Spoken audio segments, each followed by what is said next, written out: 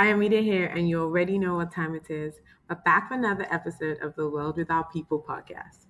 More voices, more real stories, and even deeper conversations that challenge the way we see the world. This season, we're peeling back even more layers, exploring life, love, purpose, and the beautiful complexities of the human experience. New guests, fresh perspectives, and of course, the same unfiltered, soul stirring energy you love. So, whether you've been rocking with us since day one or you're just joining the adventure, welcome. Grab your favorite drink, settle in, and let's keep the conversation going one unforgettable story at a time.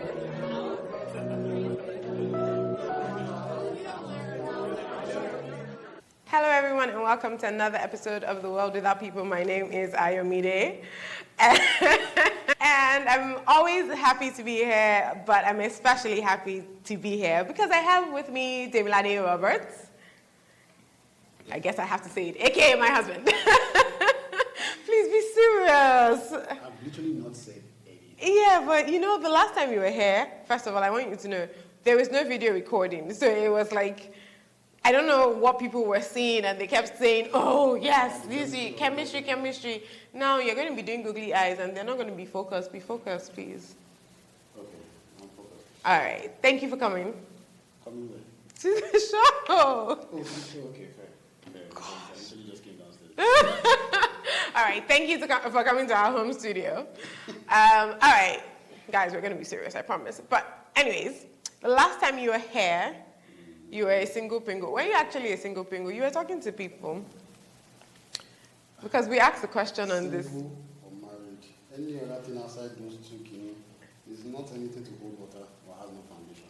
Fair enough. And you don't categorize it as. Sorry to all the people you were talking to at the time. Single, no vex, I'm sorry. All right, and now a whole married man, how many months later? 8 months? Something like that? 8 months, well, in the 8th month of this year, so 9 months. In the 8th month, you know, whatever. How's married life treating you? How is remarried life? Is that how you say it? You're probably the first person ever to ask that. Phrase that question that way. How is married life? Mm-hmm. I just thank God. That's all I can say. It's refreshing. It's I like it knowing what I know. You know how you have those that I want to go back to secondary school, doing what I know now. So I kind of like living that kind of fortunate experience. Right. Yeah, and it's a nice place to be in.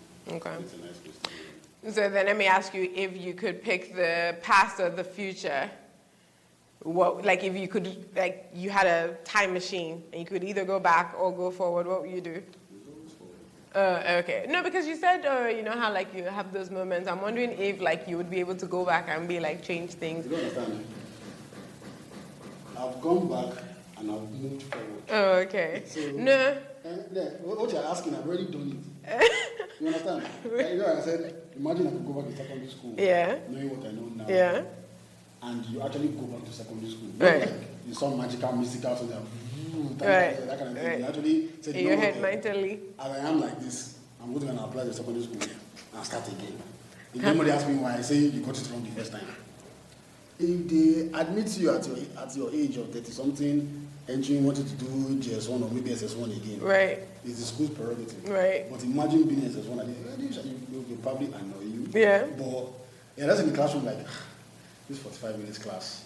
And teaching me what prepositions I wanted to do, ace all the tests, that kind of thing. Like, yeah, exactly. So I did what I could in my first marriage. I thought I had the power. I realized I didn't. Accepted.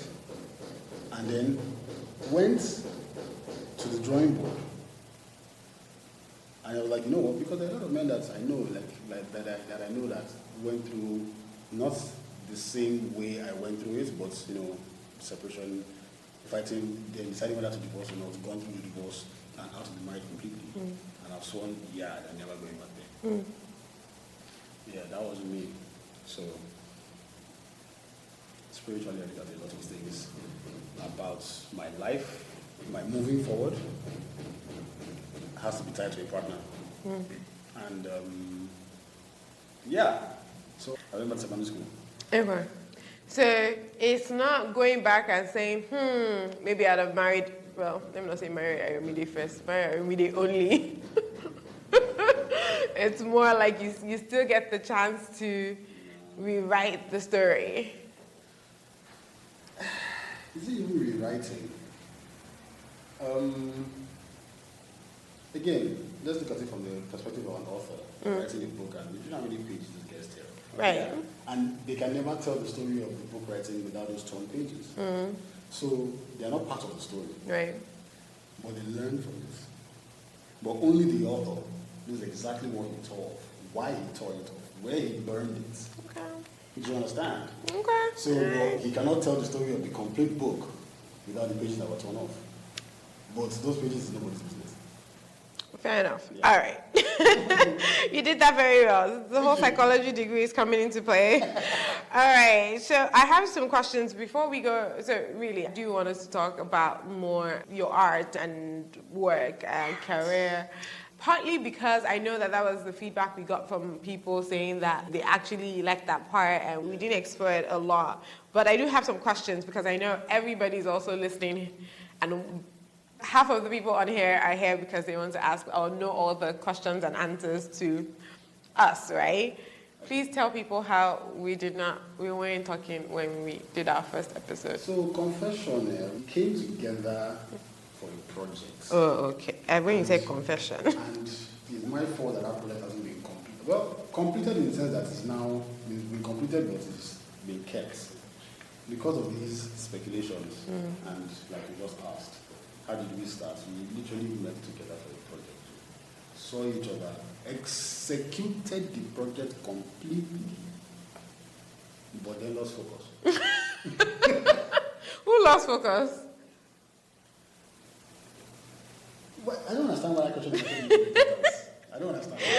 What do you mean? Does it When you said we Does it matter? No, I we just... shall found the same path. Oh, okay. That was to our destiny. Oh, right. So, did we really lose focus? Fair enough, Or right? were we focused? Exactly. I agree. So, All right. I don't think we are. Can't believe that we are doing that we abandoned the project because we did complete shooting, but we just didn't put it out there completely because we don't want people saying, see these ones, where did they come from? This guy, what did these guys? You know how the comment section of the Nigeria streets are not. They're not nice. Not fun. Okay. That's fair.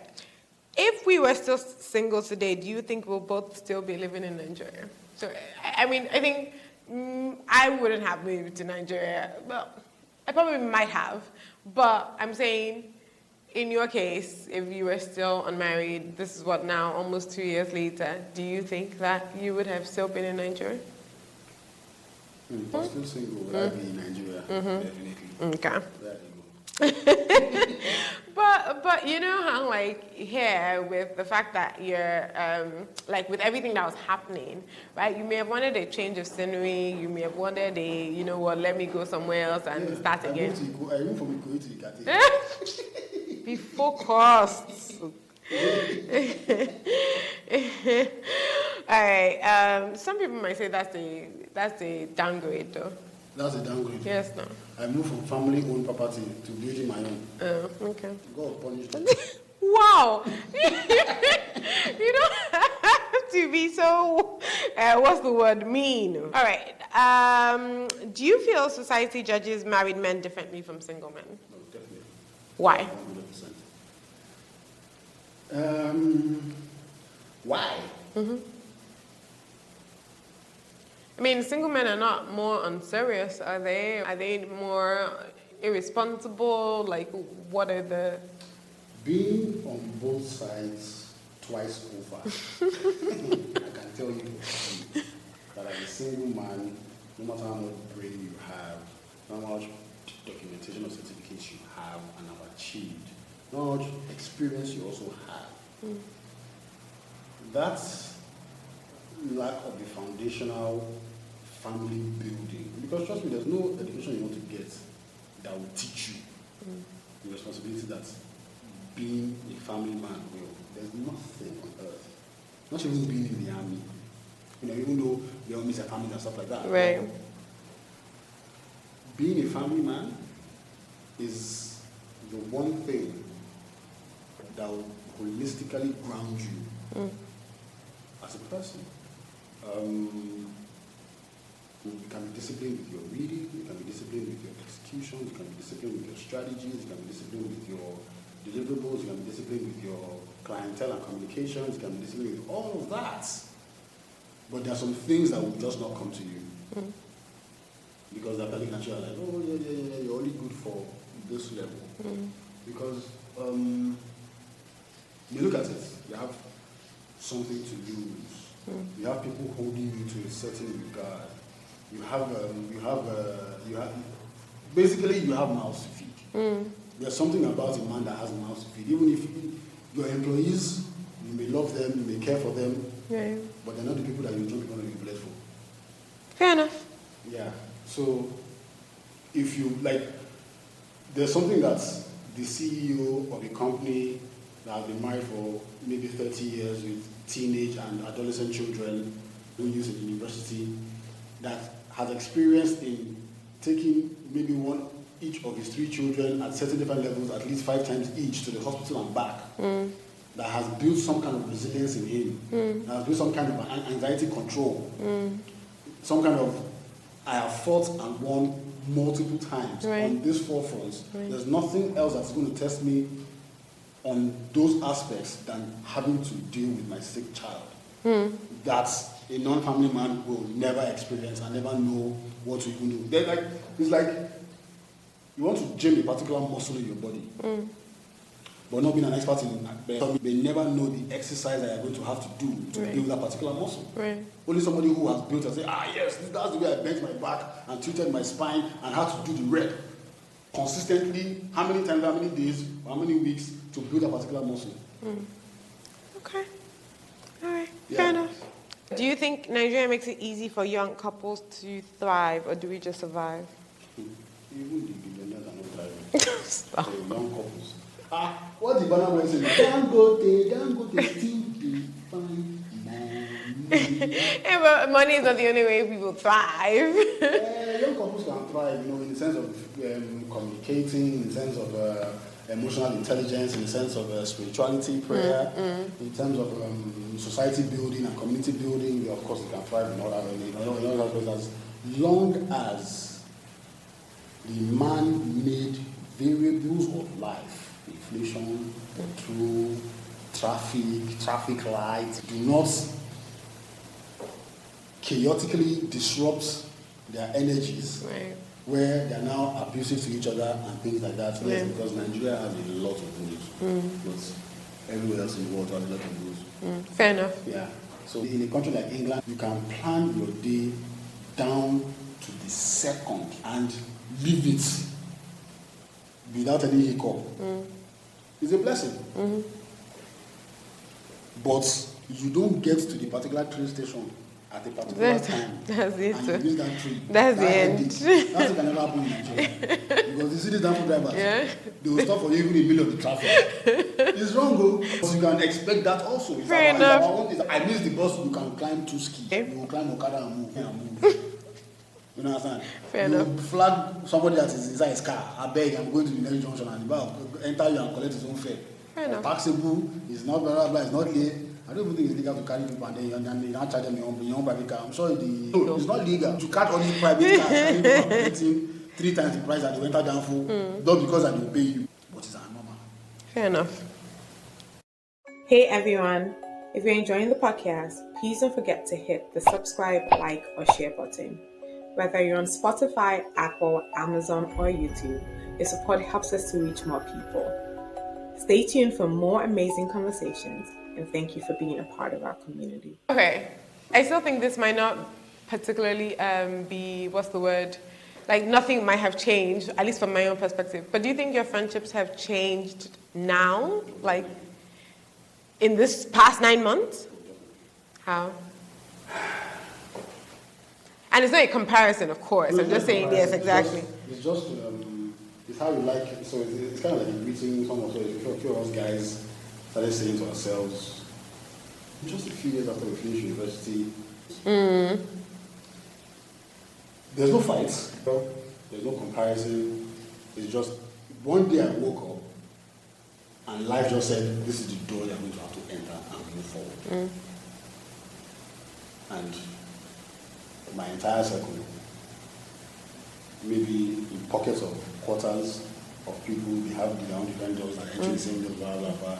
Maybe I enter the same door with a few of my people who are the same direction. But the aim of friendship is that every time I move forward, I'm praying that I see you also there. It's kind of like how I walked into a wedding and the DJ, my friend Paramola DJ Pope, was there. Shout out DJ Pope. He was our DJ. There.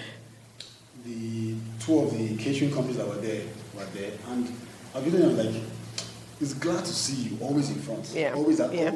or like, it's glad to see you in this space. Yeah. I will probably only see that person 4 times this entire year. But it's at the most, we're working on the same project. He's doing some part of the aspect of a particular project, and I'm like, oh yeah, it's nice to see you. So, friendship dynamics have definitely changed because business-wise, where I was doing the first marriage, through getting married first time and getting out of it, my entire business orientation and direction has changed and solidified because then I was still like in a budding stage.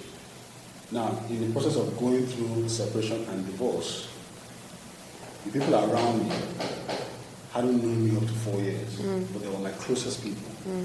And it was refreshing because, again, one of my many prayers I was doing all that time was, God, send me the right hands. So I had people who made me not miss the society that I was part of. You know, always having like going in happy places where you go and see people, because I needed to be secluded at some level and not be seen in the places that I was common to, because they would remind me of the same experiences. They remind me, they'll tap into some certain emotions that I'm trying to build upon, not erase, not delete, not forget, just build upon. And then I can't even say meeting you. Yeah. Because you also just realize that we have the same friendships in Dolphin. Right. We have a lot of people in common. Yes. Yeah. So I can say to when you had reached out to me and we had the conversation, everybody around me then were people who were helping me build these companies. Who are helping me with production, who are helping me on some level, who are running some operation in this startup. And you literally came in with that same energy, but like surmounting on an authoritative level. I was like, shit, you might just be the missing link. So, you just used me for work. Eh? You just used me for work. I just used it for work. No, I'm talking about based on the project. Go ahead. Based on the project, after the project again, like I said,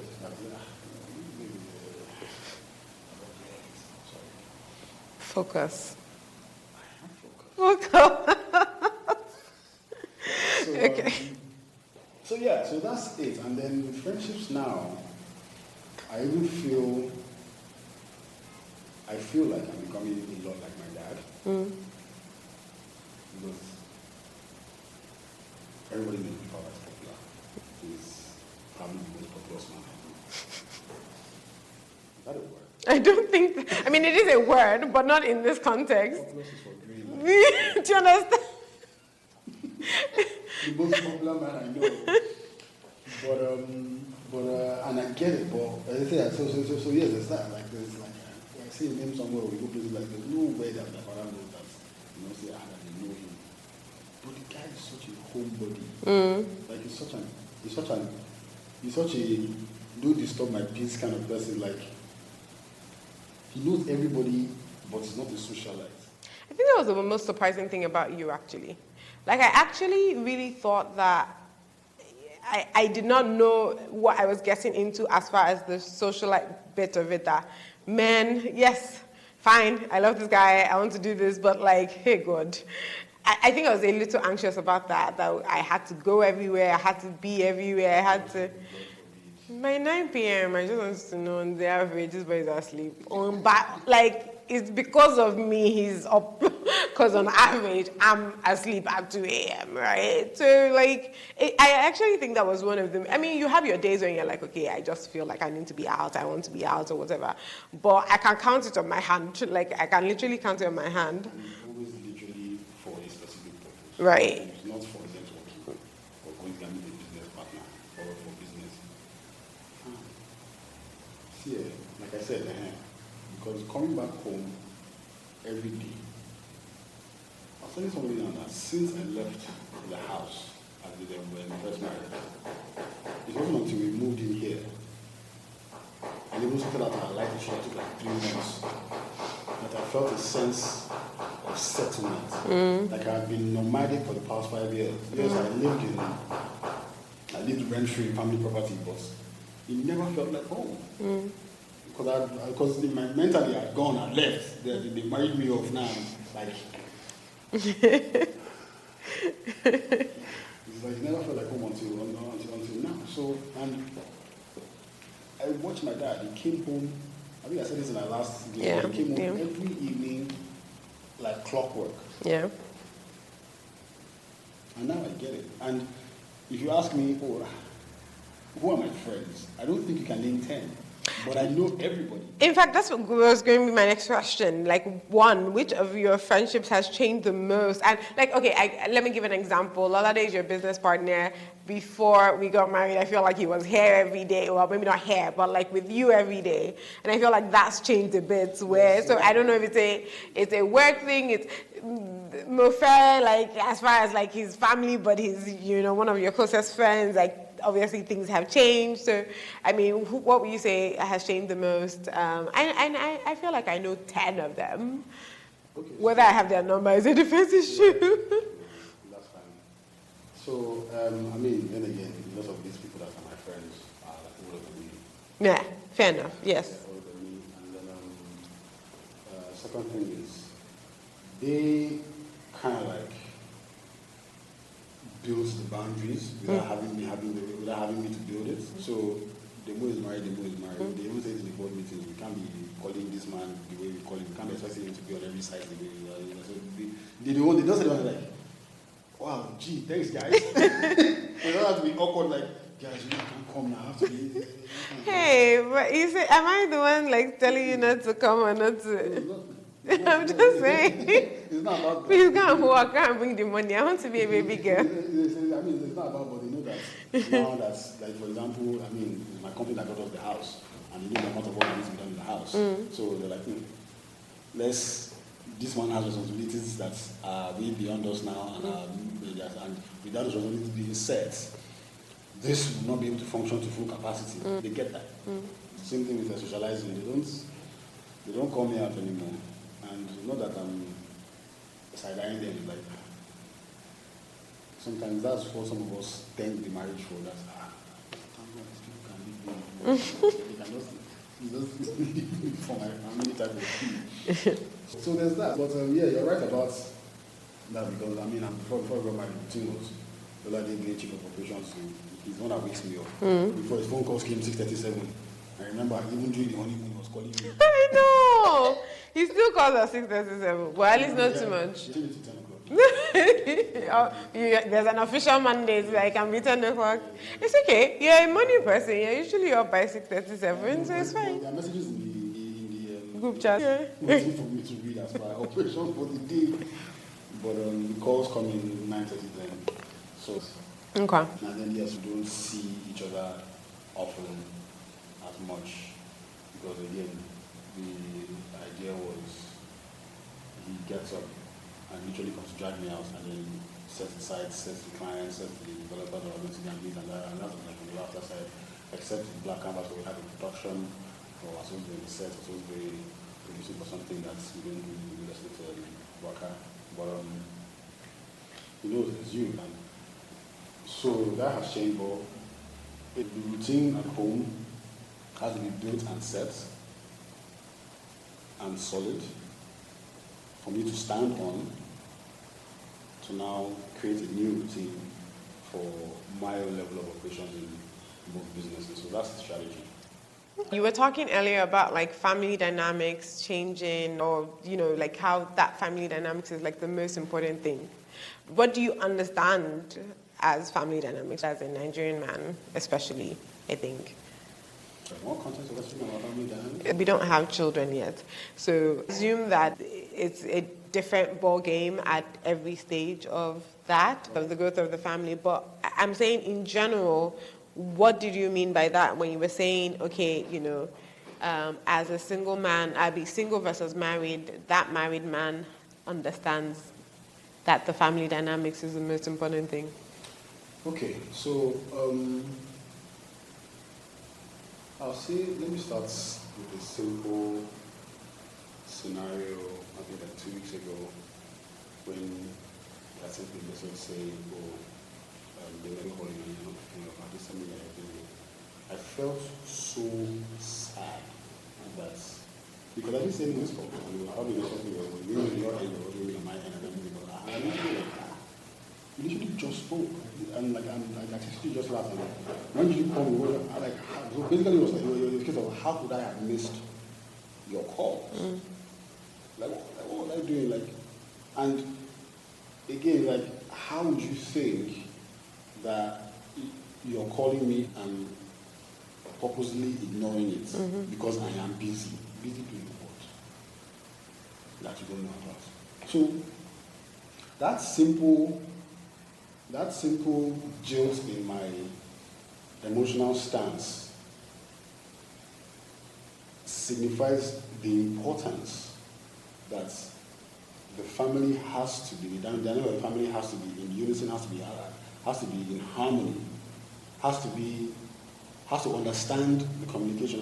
Like you said, we're in this 9 months, so there are a lot of things, and a lot of approach, and a lot of ways that things are going to be dealt with, spoken about, brought up, that we have to learn consistently and know how to ultimately harmonize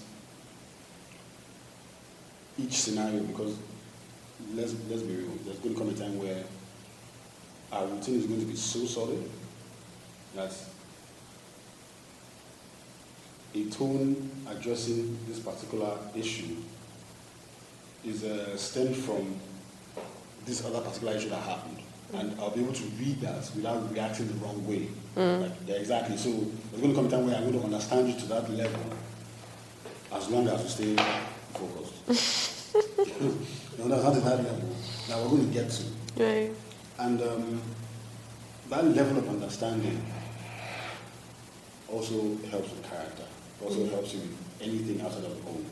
Because if you make the dynamic of that family dynamic, if you prioritize harmonizing that family dynamic at home, which is your nest, which is your safe haven, which is where you start from every day and where you end every day.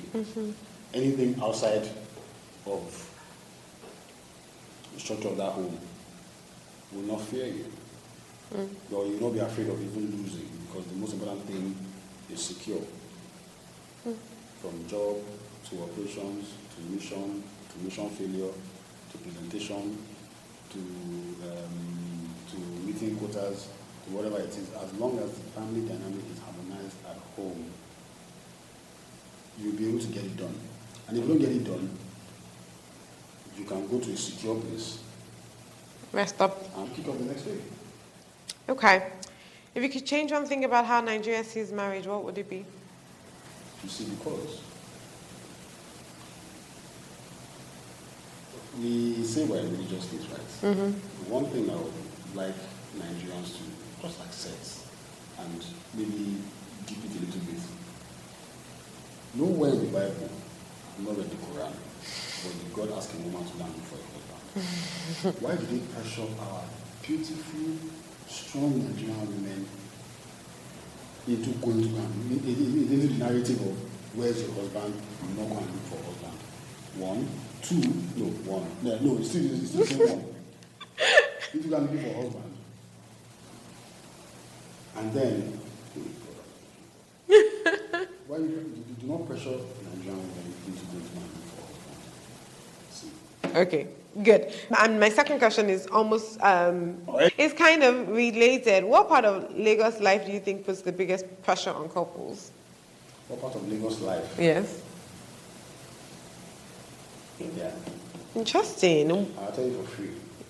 Really? Transportation. Because whether you're a household with multiple cars and drivers, or a household with one car for the entire family, or you're a household with no car, you need to move around. Sometimes with your children. And when we were growing up in secondary school, in college, but our parents did not raise us with that mentality. I tell people that I entered down from going to the church to work by every day to school and back, everything like you get like that. Because my father had a simple principle. He couldn't be sending driver from Ikoli to Ikeja every morning, drop me, he will now come back. Come and pick me up. And then have multiple children go to different schools. And they send drivers out. And then you need to go to work. While you're at work, you just go and pick them up. The wife has to go out, the husband has to go out. Transportation. And these are the people that have the resources to do all these movements and coordinate it. Which you may think that, man, if I just had like 3 cars and 4 drivers, I'm going to get everything done. It's also a headache. Because every morning you are hearing, sir, there's no fuel. Because when you that you don't have car, you're like, if I cannot get a car, have to maintain. Oh yeah. I always tell people that the more your income grows, the more your billing grows, for lack of a better term. And people don't understand this. They just think, oh no, I just need to. It's a low move. Yeah. So, in a country like England, where I have friends in England who say that they can never own a car, and it's absurd to me, but I get it. You have one card, like now, thank God we have a cowdy card in Nigeria. I've told myself that because of resources and nepotism, I don't have cowdy card, but I don't get my own cowdy card. Put money on it and be able to enter the train. You can enter it with the BRT and everything.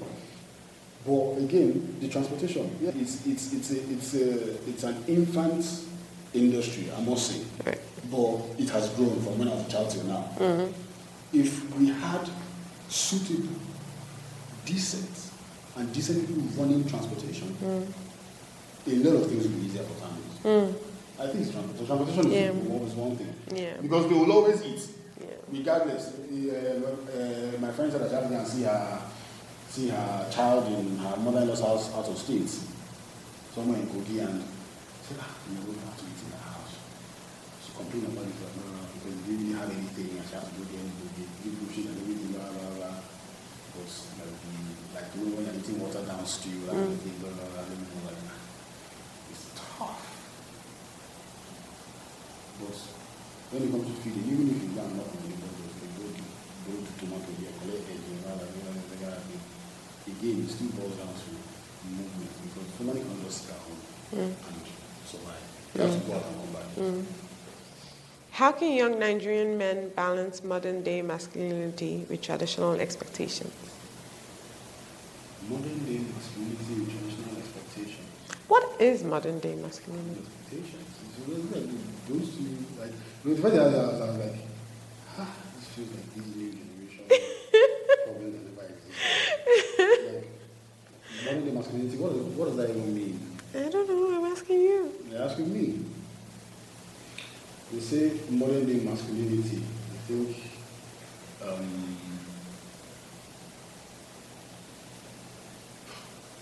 let me try and think of a scenario. Let me try and think of a situation, a discussion that I've witnessed or read about in how this debate of trying to alienate a masculine man to what do you call it, understanding of gentleman or other thing. Okay, sorry, I don't even understand what all those are. Let me give you an example. In my head, when I hear a lot of men talk about they have to buy things for women, right? Like, I saw this post that said, if you are talking to a girl for a while and she's not asked you to buy something, you're talking to AI. I just thought, what the hell, right? And my friend had posted this, and I said, like, what the hell are you talking about? Like, this doesn't make any sense. He was talking to somebody, and the person asked him for a bed, like a mattress.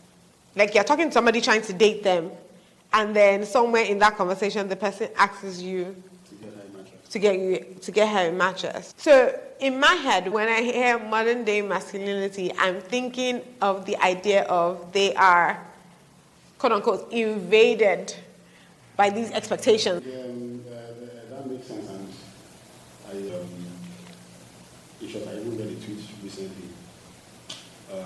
They asked this guy, would you marry, the three question out, would you marry more than anyone than you? And he says no. And my man was like, I don't understand why not. It doesn't make any sense. First of all, or doing house chores. You see, that one's even a double-edged sword because there are women who put up these things on TikTok. This trend of thinking about getting married, and then they now do this whole fade out to imagining themselves being married, and all they're doing is cleaning house, cooking, washing dishes, blah, blah, blah, blah, blah. And like, when I grew up, I was like, yeah, it's funny. It's like, you don't want to be a slave in a man's house. I'm like, I get that side, but how about this side? Sister, this video shows me that you have zero sense of ownership. Because if you want to be alone, that's your choice. It's like rich auntie vibes. Yeah, a rich auntie owns a house, right? You want to be rich and you have to be able to buy a house. Go and blow $400 and buy a house. Girl, you go. You clean some part of that house. Even if you can hire a staff, you still train the staff how to clean your own house. That kind of thing. You don't want to cook. How will you eat? Because if you don't, you will cook for yourself. Right. So if you're saying that you're happy cooking for yourself, but you don't cook for somebody that you love, sister, Please go back to the men. You don't want to marry a woman that earns more than you. So you want to suffer. Because you earn money now. So if you're not thinking of what partnership really means, then you're not even worthy of the woman that you earn more than. You don't think of partnership on that level. Because it all boils down to partnership. Men doing house chores. Guy, man, come on. You are supposed to take care of your house. If pipe bursts in your house, you fix it. It's the same thing as if there are dishes in your sink. You get it done. Dishes in your sink is more of a disaster than a pipe. You can see pipe.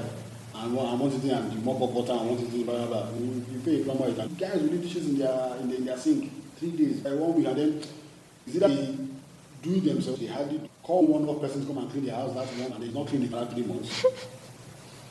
Or looking for one small gift, give them one small money. So just like these men that come up with modern day masculinity issues, it's not a case of your wife earning more money than you. It's a case of, bro, two of you are coming together and bringing whatever resources you have at the time. Bro, what if everything she can handle gives you the time to grow something that can triple her own income? That can triple your own. Yeah, that can triple your own, that can give you. Right. So they don't think of partnerships. They don't think of synergizing. I think what is most striking to me, though, is that there's this idea of things that didn't used to happen. I remember that, my dad used to be the one to pound yam. I remember that, back in the days when you are saying who's cleaning chicken or goat or ram or any of those things, it always used to be men. Women did not go near that. You bring the clean thing to us. The other day, I'm working and the girl that comes helps us clean. I'm in the kitchen and what was I cleaning? Maybe fish or something like that. And she's like, in her place, it's only men that do this. Do you understand what I'm saying? So there's so many things that I think that maybe movies or stories portrayed as it was women that did, but they did it on the back of what men did. Right? So, think about it. Back then, it was the man that went to the farm or whatever and then brought all those things back. He did his own part, though. It's not like he sent a maid to go and bring those things that the woman will now do or whatever. He's not, I don't know. I think I just struggle with... So, let me move now because I had a few of before I was talking before and then I've now come back. Let's go back to the traditional thing that I just said now. Yeah. It's like you said, it's not as if the man sent him into the farm. How many modern men today can hack soil for 1 hour? Yeah. They are calling for a certain level of authority from women. Bro, you have not earned it. Now let's even go back. Forget farming and agriculture because that was the time of trying to rebuild economy and society back in the day. Let's go back to the wars. How many men can shoot a gun? How many men can take up arms and say they want to protect their community with their full chest? You can collect a hatchet swing, a machete swing. You can face somebody with a machete, and that You are going to attack this person knowing that if the person swings, the only option is to dodge and attack back. You don't have the balls. You don't have the chance to do it. But you are calling yourself a masculine man. It doesn't make any sense. So, back in the day, men hunted, killed the game, brought it, stripped, skinned, did everything to make sure that they gave something pure to the female partner, to their woman, to their wives, to make sweet. To make sweet. They seasoned, and then even they put on the fire. It's still the men that do the barbecue. Right? It's the men that do the grilling. So I'm really confused. Let's bring it back to modern day. Excuse me, but the best cooks in the world are men. Like, so there's no. And just for this thing, we haven't talked about career. It's okay. We'll do another one at this way. Let me not say I don't cook. We do division of labor. I cook the Nigerian things. He cooks all the ceremony things. I don't like. I'm not helping you do chicken stir fried. I mean, because and then men. The funny thing about the difference between us, I will use one pot. I can use one pot to do 10 different things. My husband will take 5 different utensils. He just wants to do toast, so he'll bring out, what's that thing called? He'll bring out a chopping board, he'll bring out some bread knife, there's butter. By the time he's done, he's used 10 items. So I'm not cultured. Is that what you're saying? I'm not cultured? I don't understand. I didn't mention you in that sentence. It has nothing to do with you. So I say all of this to just say that. I don't know what people are talking about, but I don't know anything about where the electricity is. I don't know anything about. And I did this before. I think lights, generator, plumbing, concern you. That's my world. It's not my problem. But I say this to say, at some point he's going to travel and, he needs to go for work or something like that, and we're going to be looking at each other. I will stand up. I will do what I have to do. But I just think that I don't know. I think to what you said about partnership, it's really about that. It's not supposed to be It's not supposed to be a fight on who can do what. I think we were talking about it when we were recording the other show. The idea is that we're supposed to be fighting to outdo each other. I think that's what it's supposed to be. Who's served you most today? Who's the first to lose? Exactly. Yeah. You forgot this thing already. So again, I'm not thinking deeply about this, but the major gender role in any relationship between man and woman is childbirth. Anything outside that, both of them can share responsibility and get it done. Agreed. To the best of each capability at the time. Somebody can be sick. Somebody has to step up. Somebody can be low on finances. Somebody has to step up. Somebody has to step up. Right. So, but aside childbirth for now and breastfeeding, my G, get up and do something. All right. So then, leading on or whatever the English is, what have you learned about money since we became a team? What have I learned about money since we became a team that I can say? You know me now. I'm expanding business. That you can or you must save. Huh? You can or you must save. Which one? That's actually a good one. Because you see, that kind is very important because, again, because for the past few years, and I thank God for grace and prosperity that I wasn't paying any rent. I didn't necessarily have any reason. I had no rent, no family, no children, I had contract staff. So I only paid based on projects. And every other money went to softwares or hardware or operations. Or candy. Or candy. So it wasn't entering my stomach. It was going inside my operations. Because I wasn't buying clothes. I wasn't buying shoes. I did not buy. I sit on the board of the research company. So I'm not bought watch in I don't know how long. But now with you, it's that, so I can actually be disciplined and just keep money inside account.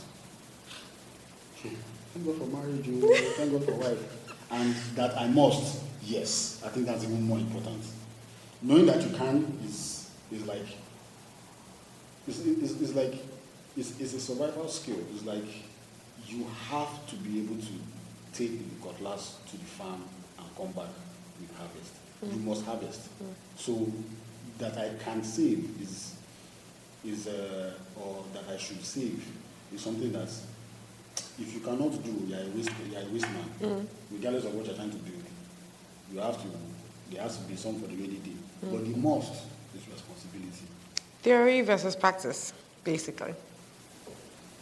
Is that another question? Or that's Yes, no. Theory is theory. Exactly. Okay. I mean, I think we already talked about this a little bit. Do you feel there's more pressure on Nigerian men to provide even when women are earning too? I don't know that there's more. Sorry, let me not answer for you. I don't know that there's more, and this is why picking a partner that matches your aura is very important. I'm not saying that based on the slang.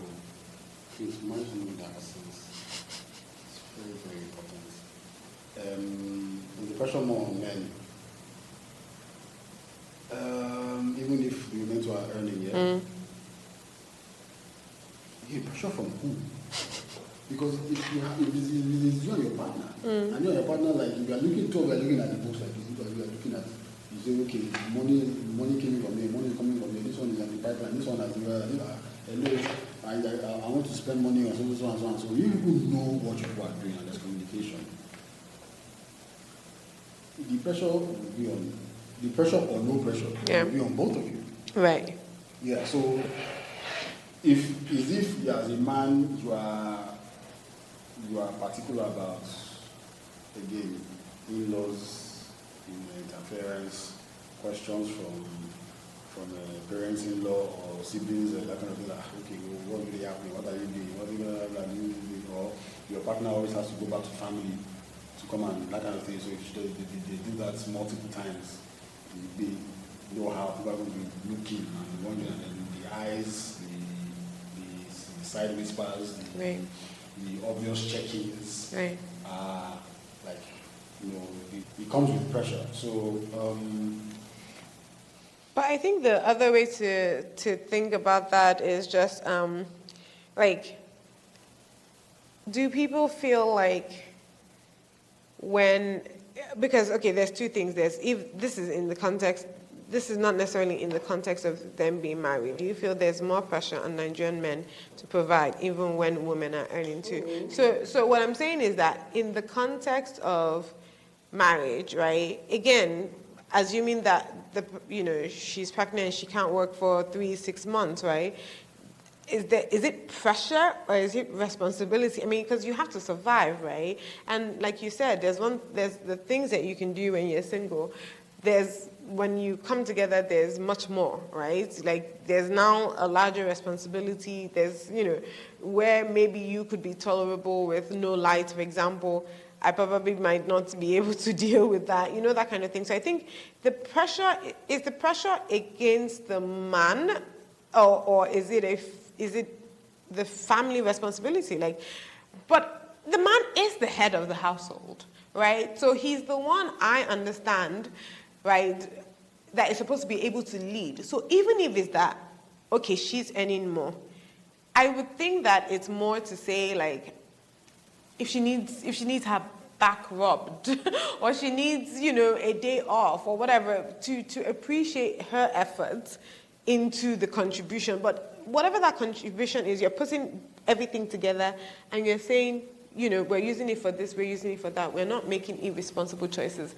I just don't feel like there's pressure if, like you said, maybe there's communication, there's a plan, there's direction, right? You guys are on the same path, right? Now, does a single person feel more pressure when a woman is earning more? I guess it goes back to what you were saying about the whole idea of, you don't want to feel like, I'm thinking that the only issue that a single person has with being with or talking to someone who's earning more is maybe feeling like there's going to be some lack of disrespect or whatever, then don't be with that person now. Like, if the person is already showing signs of all of that, then you're not supposed to be with that person. Yeah, go to someone else who doesn't treat you like that. Some people will earn more and not treat you like that. Some people will earn nothing and still treat you like that.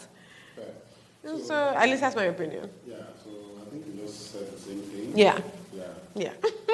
Yeah, all right, I'm going to leave that. All right, so seriously, like we said, we're going to talk about career at least for a little bit. And I think that one of the interesting stories about you, and I think it's more even your family, family of doctors, in that not only just your parents who are both doctors, but even, all the uncles and aunties and stuff like that, their siblings. But none of the younger generation, right? None one of you is in medical school or went to medical school or did anything medicine. Well, Is there one? That is not for marriage. no. Oh, who else? Shaliwa. Olusoga. Yeah. Oh, really? She's a pediatrician. In the UK? I didn't know that. Wait, but Shalawa is the one in UK now. Yeah, she's the one in Oh, okay. But she trained in youth. Ah. Finished in youth. Okay, but it's Her husband is a surgeon. no, I did. That's why I said not by marriage. But is she practicing? Oh, okay, fair enough. Okay, all right. We have one. But now let's go back to the Roberts, Duncan, Aleva Roberts and Abby. No. Yes, Shay and Aleva Roberts. Family tree. Not one of you went to medical school. But more importantly, your dad was the one who gave you your camera, right? The first camera. Again, this is what I now say about modern versus traditional, because I don't know how many people were giving their kids cameras back in the day to say, go and do this without no clear, and I don't know if you shared the story there on the first episode, but the most important thing about your story was Daddy was like, please be coming back from NYC, take your camera and go. It was like, there was no, how is he going to earn money? There was no question about it. He's like, I see this is what you're good at, and I'm saying go ahead and do it. How did that come about? Talk a little bit about that and how that has even made you confident in what you do, because having that parental backing, I don't think can be replaced. Yeah, now that you've asked that question, I think it's probably the first time I've thought about my emotions at that particular time. Because, yes, I'm dyslexic. I don't buy that, by the way. I think you've been taught all the things to now and then. So it's not I was, maybe? No, I don't know. But I mean, I still make certain mistakes all the time, and I make a lot of dyslexic mistakes. Interesting. Yeah, very. I haven't noticed. Yeah. Okay. Because my mom, my dad, and my mom's mom, both I can, of course, Professor Duncan, I grew up with, these were pretty much my foreparents. Right. So, and they picked it up when I was in primary 3.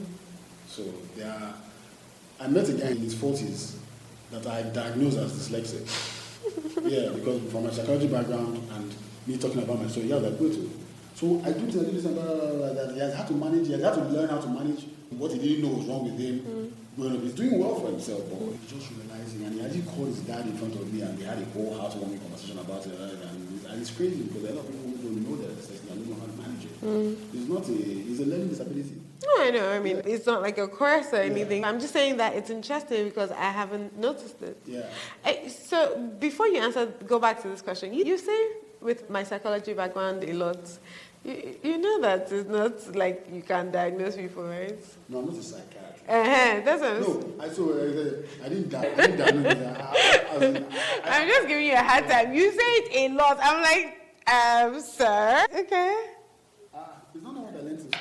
Yes, but you've been far removed from school, sir. You've been far removed from school. Everything I do about how I run my companies and how I treat clients is based on my psychology degree. Consumer psychology, industrial psychology, and organizational psychology.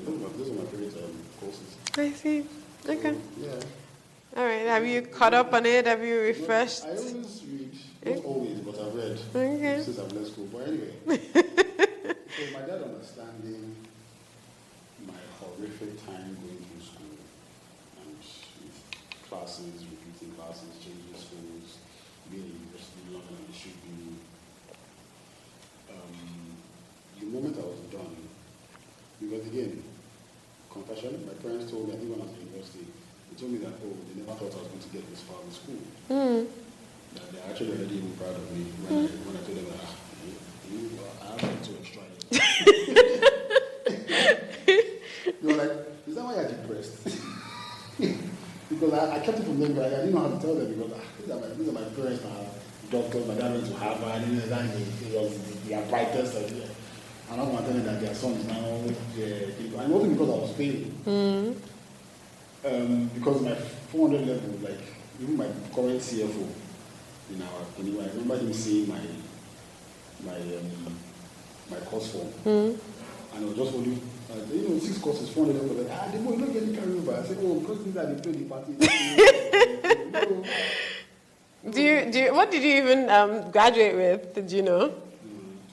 Very low one. I knew I was never going to my teeth for it. I knew I just let me not be the only grandchild of Frederick Roberts. I did not finish university. Fair enough. I finished school. Everybody met me in school. They do. I think she did. It was only David and David that didn't finish uni before me. Everybody left me in uni.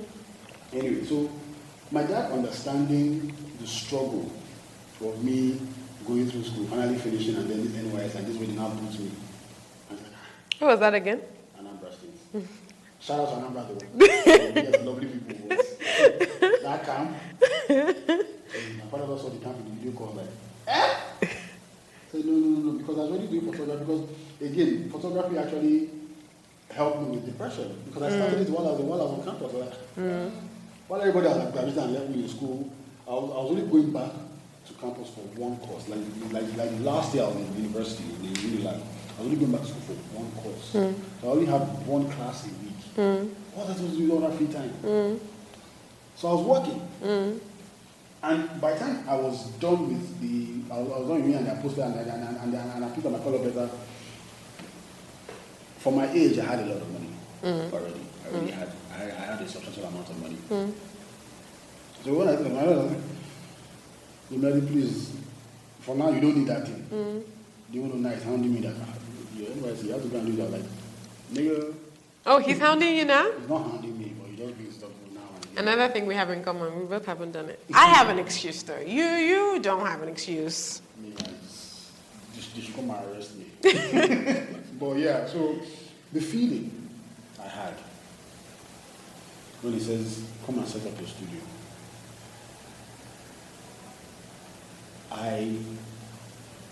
I felt like I had gotten the reward for the hard work I had put in, at least going through school and finishing up onto the university level. I had finally gotten the reward, because even if he's going to give me the camera, he's going to encourage me, he's going to print it all my, because he gave me DSLR camera, which is a professional camera, while I was in university. But all throughout secondary school, I had those disposable cameras and stuff like that, so he was always getting me cameras and developing my pictures. So by the time I was done with uni, like, just come and set up a studio and everything, so I felt like, I can finally just, I don't have to do any more tests to present to anybody, to present to any lecturer, to present to any disciplinary community, to present to any I don't even have to write a CV. I can just come and start work. For me, that was probably one of the most comforting experiences and directions I've gotten at the time. Have you ever written a CV? Oh yeah, of course I have. Why? Just for internships when I was in uni. Oh, okay. Okay, no. Since that time, like since you started with photography, have you ever written a I've never CV? been employed a day in my life. That is actually really cool. I don't know too many people that's been their experience. I've never written a CV. I've never had to write. It's never been requested of me. Interesting.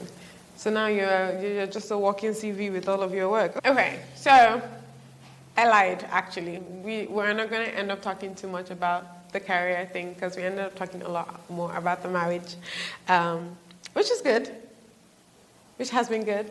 It's been fun. Okay, good. No, we're supposed to do our shake if that's the case. I don't know what this means. We're not cute. Okay, but last question, I think, from me to you, so we keep this short and sweet. What kind of project are you working on now that excite you the most? The projects that I'm working on that excites me the most.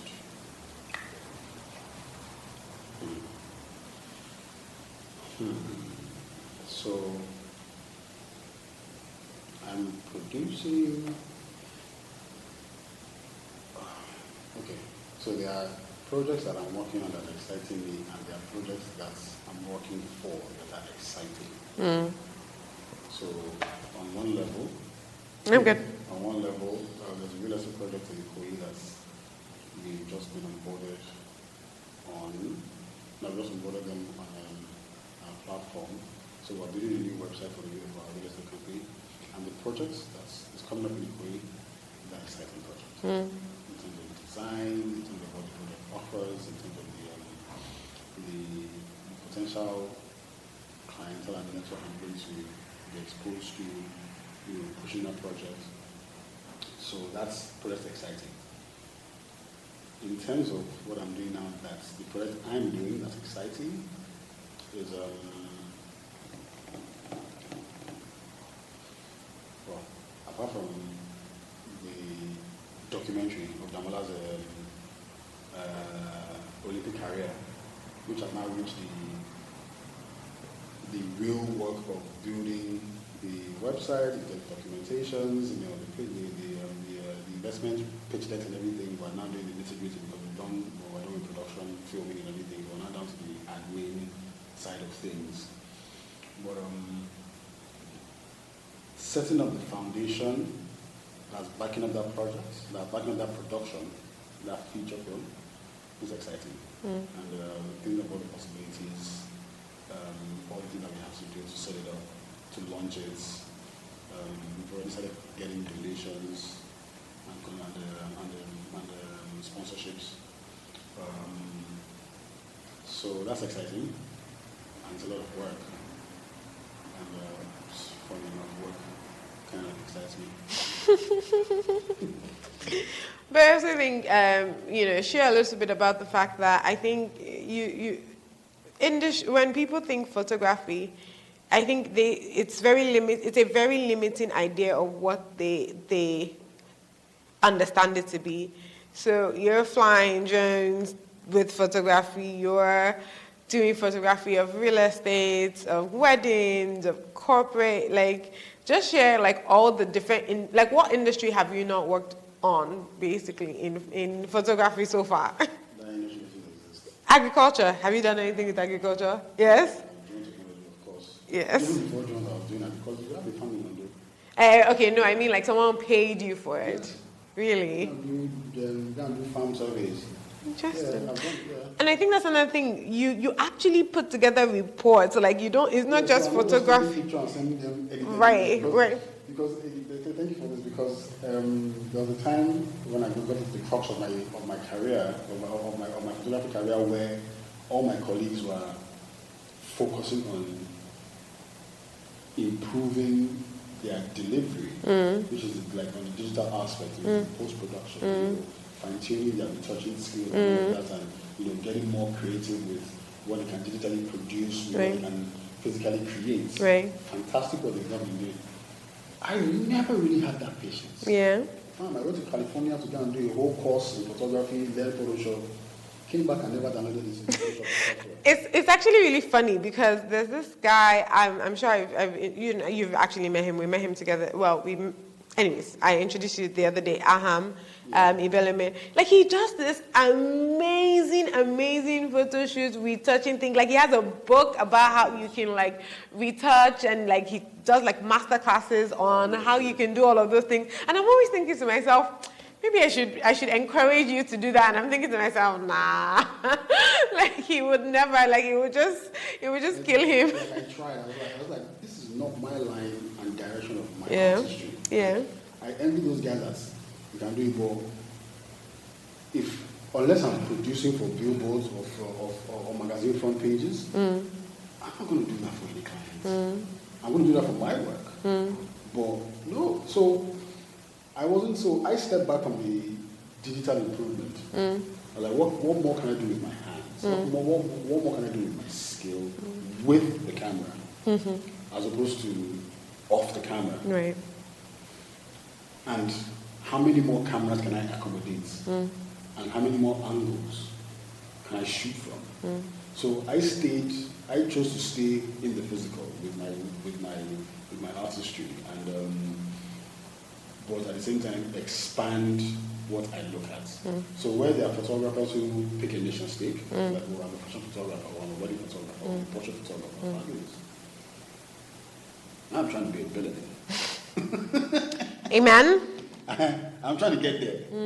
And I'm not going to limit myself because this is what I'm good at. I know what I'm good at. My best part of photography is portraiture. But it's not going to build me a mansion or build me the empire or give me the capacity or resources that of this amount of stories and kind of stories I want to tell. You want to build a mansion? I want to build a mansion. Yes. Yeah. Whether it's my mansion or my company's building it for a client. Oh, You okay. understand? Either way, it's an achievement. You understand? It's like mansion. Like when did we talk about mansion? Yeah, but the thing is, back to the board, but I chose the project in photography to document the development of Lagos for 20 years because I wanted those images.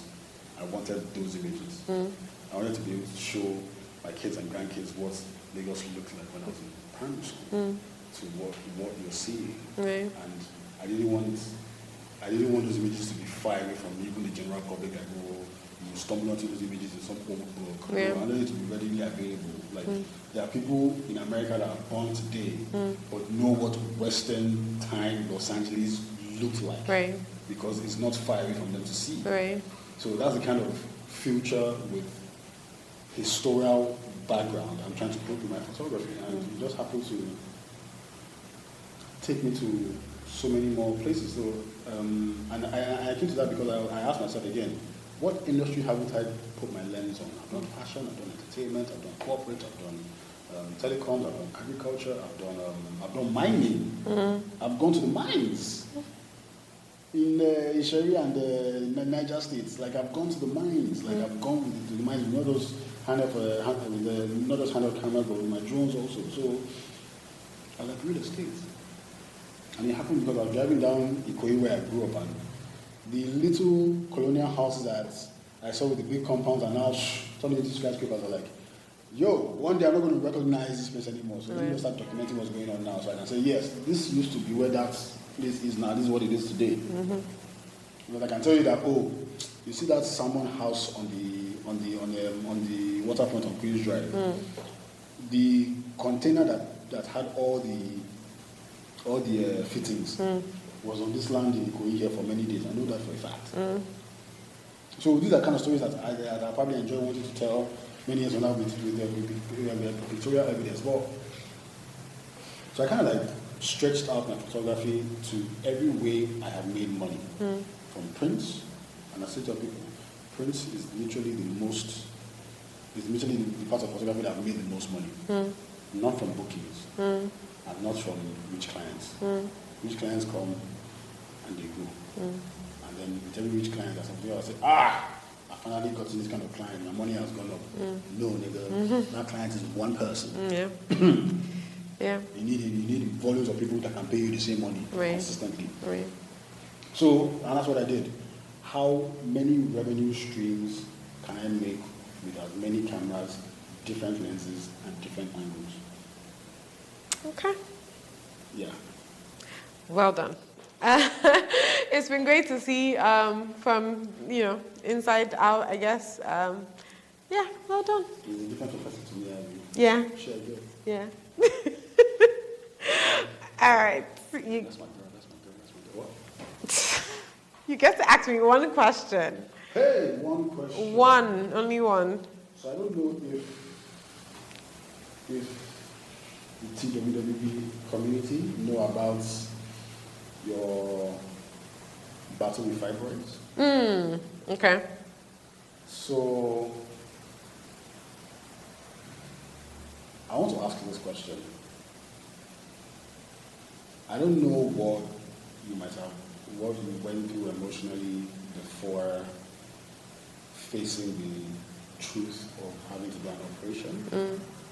But can you speak about the exact moments you felt it needed to be done and the exact moments you felt victorious? I don't think the TWWP cast folks know about that.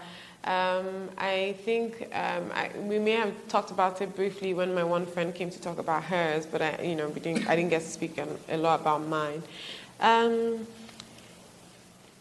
It had started apparently, obviously, for years, and I did not know about it. I just thought, oh man, my tummy is getting bigger, and I didn't understand. I've always been very healthy, tried to eat very healthy, tried to exercise. I did a lot. At least I used to exercise a lot more back then than I did now, and I'm always working. I'd always been working, so you're active enough, and you're wondering what the hell is going on.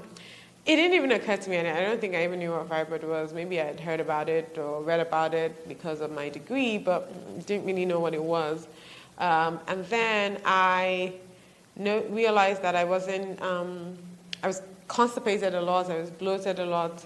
And then I go in for my regular checkup, and in America you have to have a pap smear, so they go in and move things around, like I always say.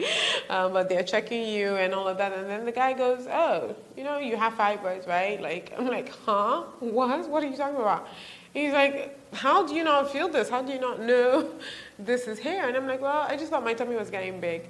Anyways, long story short, I think that I always say that they move things around because I felt the need to, I had that frequent urination feeling after that moment. Once it was almost either psychological or actually really practical that once he was checking, I immediately started feeling the need to be. And I don't like restrooms. It's weird. Like, I know some people go into the bathroom and feel like the bathroom is their throne. They get to, you see all these memes and things like that. I don't like the bathroom for any reason. We have a house that has many, and I go to my bathroom that he hardly ever uses, right? So, and then, I used to travel a lot back then, and also, like I said, work a lot. I used to be, I'm the kind of person who didn't want to use the bathroom at work, so I think that uncomfortable feeling, as stupid as it was and as vain as it was really all that it was for me. It didn't make sense. It didn't make sense practically. And quality of life, I think people, don't realize how much quality of life is very important. It's not just to be alive, it's that your quality of life is good. So, the one thing I hate is when I see people who are sick, almost kind of holding on to life. I almost want to go, please just go. Heaven is better. Like, you don't have to deal with this pain. So anyways, I wasn't in pain. I wasn't having all the regular symptoms where, some people have heavy bleeding and things like that. Thankfully, did not have any of that. It really was just uncomfortable. And it was uncomfortable enough for me to say, you know what, I wanted to make a decision about it. And I did. I did a lot of research. I spoke to a lot of doctors. It was so bad. I was just looking at it the other day. The first place I was going to do the surgery, they then put ovarian removal on the information that they had sent me.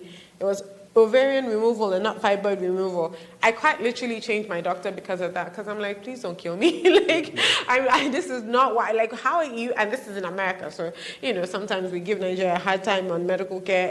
It does happen everywhere. And I called them repeatedly to change it, and they didn't change it. And then I thought, and I think this is the thing, always make sure you're speaking to somebody who really knows you as a person and not just as a number. Like, some of them, they've done this so many times, they don't even, it was like, for him, it wasn't a big deal.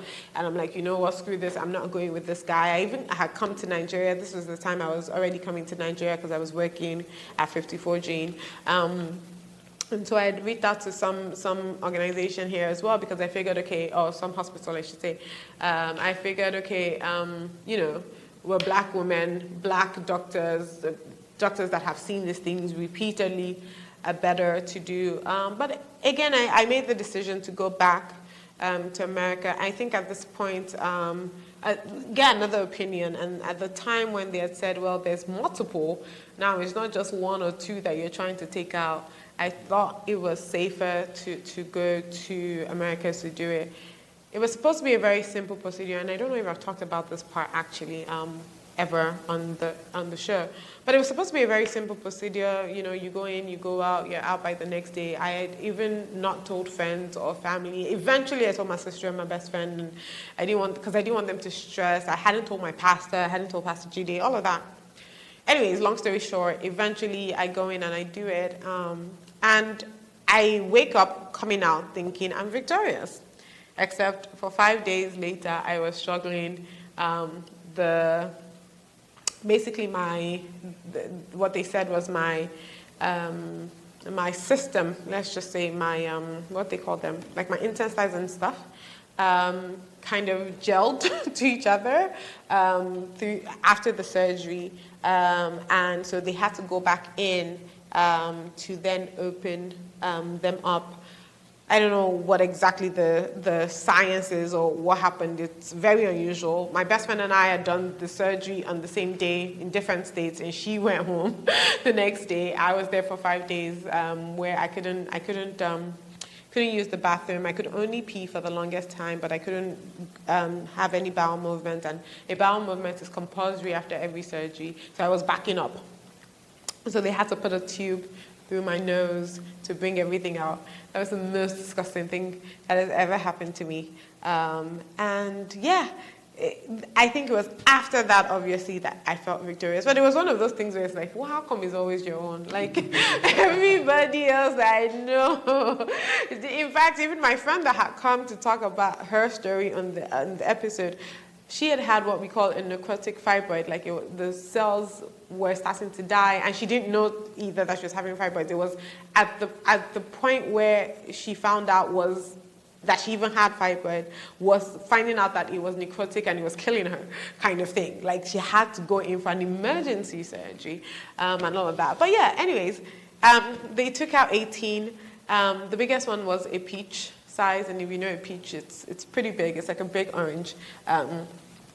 And so that was definitely interesting. That was definitely interesting. But yeah, I think for me it wasn't. You know, a lot of people make the decision on the basis of, you know, have they had kids? Have they not had kids? Will they have kids? And I wasn't dating anybody. I wasn't about to live my life on the basis of, am I going to marry? Am I going to have kids? Am I not going to have kids? And I just feel like I trust in God that He had plans for me. So I did what I had to do, and everything else will kind of figure it out. Mm-hmm. Yeah. Thank you. That's a very, very deep this thing. I just realized I did not ask you one question, so we're going to have to edit this for those. What's your craziest Lagos hustle story? Okay, off the top of my head, I will just speak about this particular incident. Well, this particular event, because there are two incidents. There was also the event that made me stop shooting weddings for a very, very, very long time, and even stop taking event jobs for a very long time, and that's what helped me also recalibrate my business development decisions. Yeah, sounds like it. I was shooting this wedding, high society wedding. When I'm talking about high society wedding, governors, a high society events. Dangote is dead. High society wedding. It was a landmark here in Lagos. The couple were at the landmark hotel. We went to the landmark center, and the couple were getting ready, and they had downplayed to me the event flow. So I didn't have a large enough team at the event, even though the event was flooded because of the paparazzi. I was the official family photographer. And I just went with a small team. Because I thought my focus was always to be family and friends. But I had to do couple, I had to do couple spread, I had to do cousin spread, I had to do the family. So I made it because they wanted drone, they wanted this, blah, blah, blah. Also the first time I flew even at the wedding. So 3 incidents, not 2. First one is at some point I'm shooting a couple at the hotel, and I'm being summoned by the event planner that they need me in the main hall because the minutes after the couple are coming and they're not changing to the second outfit. So I'm a landmark hotel. My car is parked at the landmark center. So I had to walk from the hotel to landmark center with my cameras, my lights, and my assistant and I had to walk and toggle and drive all that with us on that landmark road from the hotel to this. Because then they hadn't built, so landmark hotel, there was room before landmark beach. So there was no landmark beach then. And there was no connectivity between, there's no connectivity between the hotel structure and the landmark center structure. So I had to walk on the road. So I was walking in the hot sun from there to the event center. Okay, that was number one. Mind you, that was the first time, and that has never happened. But now, like, better logistics. So that was one. Yes, I knew I had to rush back to the center because my mom brother, because I know this time I'm going to fly the drone because they wanted their guests to see that drone was flying. Literally, that's why they hired me. Not because they wanted the angle. They just wanted, because it was the first time drones were become commercial. So they wanted their guests to see drone at their child's wedding. That was literally why I was summoned from taking portraits of the bride and groom and their bridal party to the hall. I logged all of that through the hall sun inside the hall, set up my camera, I just set up the drone, launched, and unfortunately, of course, drone technology back then didn't have strong GPS signals, so the drone didn't pick up any GPS signals strong enough for it to stay in one place if you are not piloting. So once you launch a drone from ground, you launch it and it stays in one place. Unless you move it with the joystick, it will not move. That's how they are designed technology. But this drone at that time could not lock on any GPS location on satellites in space. So it didn't stay in one place. So it was just moving in a haywire manner. So at some point, it will now, and then drone technology, it doesn't have control, it just land. So it's now landing without GPS lock. So it's now it's not landing where it took off from. And this is inside the full landmark center. If drone should go and land on somebody's it's going to slice people. It's, as in those propellers, there is not a toy, it slices. So here am I, and again, I wore agbada. So back in the day, I used to dress to be addressed. So I dress like the event. Now I don't try that anymore. I don't care. I wear my comfortable shukutu or baggy trousers and t-shirts with jeans and with trainers. I don't care if the president is going to be there. I must be comfortable because I'm here to come and do work, not to go and impress. So I went and so I was not chasing this drone, moving through tables, jumped and caught the drone by the landing gear. I caught it by one side of the landing gear, so the drone now tilted over and rested on my hand, propeller spinning. Jesus. So it sliced my hand in 8 different places. Blood all over my agbada, but it did not hit anybody. I literally walked from where I caught the drone with the blood dripping to the to the groom's mother and said, "You can see." I literally said, "This is why I did not want to do this." Here. I said, hey, okay, no. I said, "Thank you, man." Used my agbada to wipe all the blood. I took off the agbada. So that was incident number 2. I'm only paid to cover the events. Apparently, I was also supposed to, they expected me to also cover the after party. And I think that's when they even spent even more money, decorating and blah, blah, blah. I didn't take one picture of the after party. Why? Because when they are done with the engagements, reception part, and the couple are going to go and change, and all their balagas and friends are closing and going home, and all the young people are moving to the after party.